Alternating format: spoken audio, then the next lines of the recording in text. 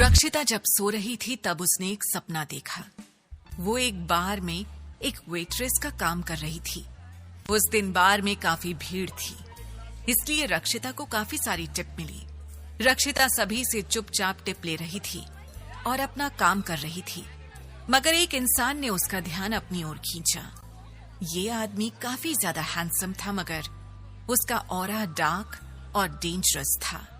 वो आदमी काफी अट्रैक्टिव था, इसलिए कई लड़कियों ने उसे रिझाने की कोशिश की, मगर उसने सभी को इग्नोर कर दिया। वो बस रक्षिता को ही देखे जा रहा था। रक्षिता ने उस आदमी को ड्रिंक सर्व की, जिसके बदले में उसे काफी भारी भरकम टिप मिली। Thank you sir. You are welcome sweetheart. Are you free tonight? उस आदमी का सवाल सुनकर रक्षिता ने उससे नजरें मिलाई। ये आंखें ऐसी थीं जैसे इनमें कई राज छिपे हुए हों। उस अजनबी से नजरें मिलते ही रक्षिता मानो किसी सम्मोहन में डूब गई थी। उसने कोई जवाब ही नहीं दिया। उस अजनबी ने एक बार फिर अपना सवाल दोहराया, darling, are you free tonight? Rakshita तुरंत ही होश में आई और थोड़ा मुस्कुराई ताकि सब नॉर्मल लगे। जी नहीं, शिफ्ट ओवर होने के बाद मैं अपने बॉयफ्रेंड के साथ घर चली जाऊंगी। वो बार के बाहर ही मेरा इंतजार कर रहा होगा। रक्षिता ने झूठ कहा था। असल में उसका कोई बॉयफ्रेंड था ही नहीं। ये बॉयफ्रेंड वाला झूठ बस उसने उस अजनबी के ऑफर को रिजेक्ट करने के लिए कहा था। ओह, उस अजनबी ने निराशा भरे स्वर में कहा। रक्षिता ने छोटी सी स्माइल पास की और फिर चली गई। वो बाकी कस्टमर्स को ड्रिंक्स सर्व कर रही थी, मगर उसका मन बार बार उस अजनबी को देखने को हो रहा था। बड़ी मुश्किल से रक्षिता ने उस अजनबी की ओर देखने से खुद को रोका, मगर जब उसका मन नहीं माना तो रक्षिता ने अपनी नजरें घुमाई, मगर तब तक वो अजनबी जा चुका था। मैं भी ना फालतू में ही सैड हो रही हूँ। एक अजनबी ही तो है वो। ऐसा तो नहीं है कि हम रोज रोज एक दूसरे से मिलने वाले हैं। अगर ऐसे ही मैं हर दूसरे लड़के को देखकर अट्रैक्ट होती रही तो फिर तो हो गया मेरा काम। वो उस अजनबी को भूलकर वापस अपने काम में व्यस्त हो गई। रात के करीब 11 बजे रक्षिता का काम खत्म हुआ और वो घर वापस लौटने के लिए बार से बाहर निकल पड़ी। बार से थोड़ी दूर पर एक बस स्टॉप था, इसलिए रक्षिता तेज कदमों से बस स्टैंड की ओर बढ़ गई। वहां पर काफी देर तक रक्षिता ने बस का इंतजार किया, मगर अभी तक उसे ऐसी बस नहीं मिली जो उसे उसके घर पहुंचा सके। वो रोड के किनारे खड़ी ही थी कि तभी उसके सामने एक कार आकर रुकी। रक्षिता ने कंफ्यूजन में कार ड्राइवर को देखा तो वो चौंक उठी, क्योंकि ये कोई और नहीं बल्कि वही अजनबी था जिसकी ओर वो अट्रैक्ट हुई थी। वो अजनबी थोड़ा फ्लर्टी लहजे में बोला, क्या मैं तुम्हें घर छोड़ दूं स्वीट हार्ट? रक्षिता ने बहुत ही पोलाइटली कहा, जी नहीं, मैं बस से घर चली जाऊंगी। बस थोड़ी ही देर में बस यहाँ आती होगी। कोई बात नहीं, वैसे मुझे लगता है कि तुम्हें मेरी जरूरत पड़ने वाली है, इसलिए मैं कार यहीं पर पार्क कर रहा हूँ। जब तुम्हारा मन बदल जाए तो तुम बेझिझक मेरे पास आ जाना और मैं तुम्हें घर छोड़ दूंगा। Okay sweet heart? रक्षिता ने बड़ी ही खामोशी से उस अजनबी को अपनी कार पार्क करते हुए देखा। उसे समझ नहीं आ रहा था कि ये अजनबी उसे उसके घर छोड़ने के लिए इतना इंटरेस्टेड क्यों था। रक्षिता के मन में सवाल उठा, ये कोई सोशल वर्कर तो है नहीं, इसके इंटेंशंस ठीक नहीं है। रक्षिता ने पूरे दावे के साथ कहा, इम्पॉसिबल, ऐसा हो ही नहीं सकता। ऐसा भी तो हो सकता है कि ये आदमी मेरा फायदा उठाना चाह रहा हो, क्योंकि बार के अंदर इसने मुझसे पूछा था कि क्या मैं फ्री हूं और मैंने झूठ कहकर अपना पीछा छुड़ा लिया। कहीं ऐसा तो नहीं कि मेरे झूठ बोलने के कारण ये आदमी बौखला गया है और अब मुझसे बदला लेना चाहता है। इस ख्याल ने रक्षिता को डरा दिया और वो प्रार्थना करने लगी कि जल्दी से जल्दी बस आए और वो सुकून से घर जाए। काफी देर तक बस का इंतजार करते समय रक्षिता ने महसूस किया कि मौसम बदल रहा था। रक्षिता ने आसमान की ओर देखा। वहां घने काले बादल छाए हुए थे, तेज हवाएं चल रही थी और ऐसा लग रहा था कि किसी भी पल बारिश होने लगेगी। उसने पैनिक होते हुए कहा, शिट, ये मौसम अचानक कैसे खराब हो गया। ऐसा लग रहा है जैसे बहुत तेज बारिश होने वाली हो। ओह नो, अभी बारिश नहीं आनी चाहिए, मुझे घर भी तो जाना है। रक्षिता के ये कहते ही बारिश की बूंदें टपकने लगी। इसके साथ ही हवा बहुत तेजी से चलने लगी और बिजली चमकने लगी। बादलों के गरजने की आवाज के साथ साथ बारिश बहुत तेजी से गिरने लगी और अब रक्षिता परेशान हो गई क्योंकि वो आधे रास्ते में खड़ी थी। तभी एक बार फिर वो अजनबी अपनी कार ड्राइव करते हुए रक्षिता की ओर आया। वो एक छाता लेकर रक्षिता के करीब आ गया और छाता रक्षिता के ऊपर कर लिया ताकि वो और ज्यादा ना भीगे। उस अजनबी ने थोड़ा फिक्र के साथ कहा, बारिश में खड़ी रही तो बीमार हो जाओगी स्वीट हार्ट। जिद मत करो, कार में बैठ जाओ। मैं केवल तुम्हें तुम्हारे घर छोड़ना चाहता हूँ और कुछ नहीं।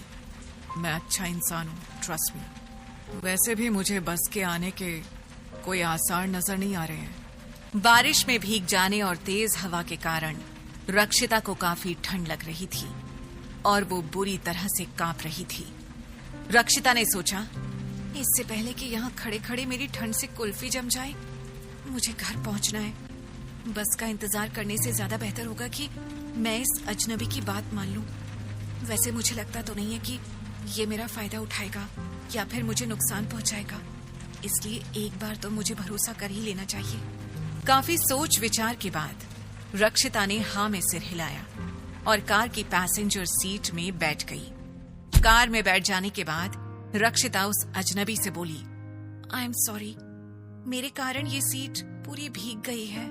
उस अजनबी ने फ्रेंडली टोन में कहा, कोई बात नहीं, मुझे इससे कोई दिक्कत नहीं है। तुम मेरा ये कोट पहन लो, इससे तुम्हें ज्यादा ठंड नहीं लगेगी। रक्षिता ने वो कोट ले लिया और उस अजनबी का आभार जताया। उस अजनबी ने सवाल किया, तुम्हारा घर यहां से कितनी दूर है और एग्जैक्ट एड्रेस क्या है? रक्षिता ने थोड़ा हिचकिचाते हुए कहा, स्वर्णगिरी, शहर से बाहर और यहाँ से 1.5 घंटे दूर। क्या आप अब भी मुझे मेरे घर तक छोड़ना चाहेंगे? उस अजनबी ने हाँ में अपने सिर को हिलाया और कार का हीटर ऑन करने के बाद ड्राइव करना शुरू किया। जब वो अजनबी पूरे फोकस के साथ ड्राइव कर रहा था, तब रक्षिता उसका पूरा चेहरा ऑब्जर्व कर रही थी। वो सोच रही थी कि ये एक अच्छा इंसान है या फिर कोई क्रिमिनल। शक्ल से तो वो एक अच्छा इंसान लग रहा था, मगर किसी की शक्ल पर थोड़ी ना लिखा होता है कि सामने वाला इंसान कोई मामूली आदमी है या फिर कोई क्रिमिनल। उस अजनबी को जब महसूस हुआ कि रक्षिता उसे देख रही है, तो वो समझ गया कि उसके दिमाग में इस समय क्या चल रहा है। उस अजनबी ने बड़े ही नर्म लहजे में कहा, घबराने की कोई बात नहीं है।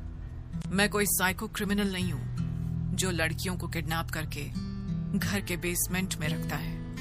मैं बहुत ही अच्छा इंसान हूँ और केवल तुम्हारी मदद करना चाहता हूँ। रक्षिता ने उस अजनबी की बात मान ली, मगर उसके दिल को तो तभी चैन मिलना था जब वो अपने घर पहुंच जाती। पर किस्मत को शायद आज रक्षिता का घर पहुंचना मंजूर नहीं था, क्योंकि जैसे ही कार ने शहर का बॉर्डर पार किया तो पता चला कि आगे ट्रैफिक जैम है। स्वर्णगिरी और शहर को आपस में जोड़ने वाला पुल तेज बारिश के कारण बह गया था। रक्षिता ने परेशान होते हुए कहा, ओह नो, अब मैं घर कैसे जाऊंगी? ये बारिश भी इसी समय होनी थी क्या? मेरी माँ मेरी चिंता कर रही होगी। उस अजनबी ने सजेस्ट किया, अपनी मॉम को कॉल करो और उन्हें बताओ कि यहाँ क्या हुआ है। अब हमें वापस शहर लौटना चाहिए, क्योंकि बारिश रुकने के मुझे कोई आसार नजर नहीं आ रहे हैं और इस समय टूटा हुआ पुल पार करना खतरे से खाली नहीं है।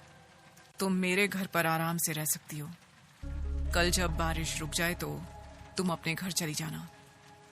रक्षिता ने तुरंत ना में अपने सिर को हिलाया। वो एक अजनबी के घर कैसे जा सकती थी? वो अजनबी रक्षिता की हिचकिचाहट को तुरंत समझ गया। उसने रक्षिता की ओर हाथ बढ़ाया और कहा, समझ गया, तुम्हें मेरे ऊपर भरोसा नहीं है ना? मैं भी पागल ही हूं, क्योंकि अभी तक ना तो मैंने तुम्हें अपना नाम बताया और ना ही तुम्हारा नाम जाना।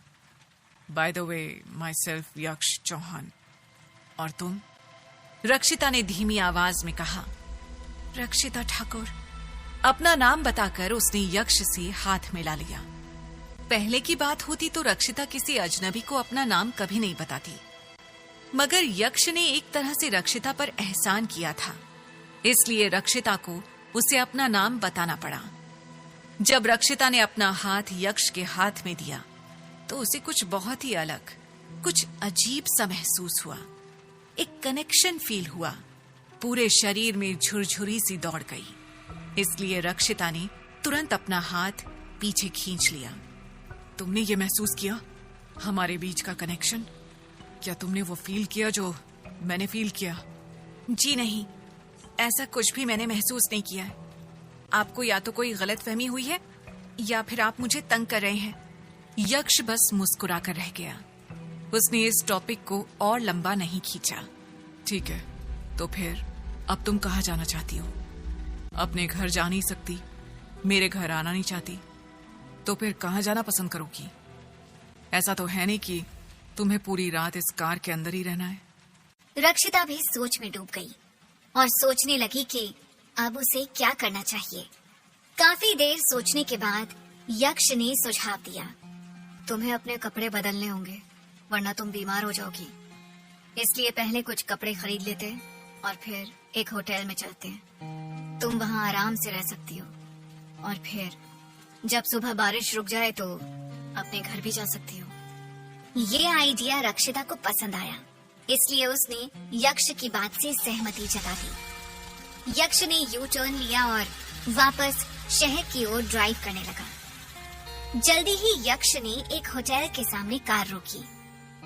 होटल के बगल में ही एक स्टोर था जहां रक्षिता अपने लिए कपड़े खरीद सकती थी।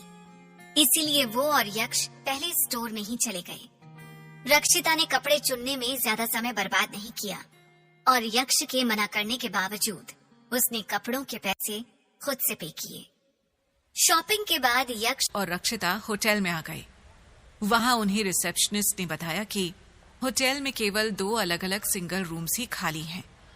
शायद उसने रक्षिता और यक्ष को कपल समझ लिया था। यक्ष कुछ कहना चाहता था, मगर उससे पहले ही रक्षिता ने अपना मुंह खोल दिया। दैट्स परफेक्ट, हमें वो दोनों कमरे बुक करने हैं। यक्ष ने भी रक्षिता की बात से सहमति जताई, क्योंकि वैसे भी उन्हें सिंगल रूम्स ही चाहिए थे।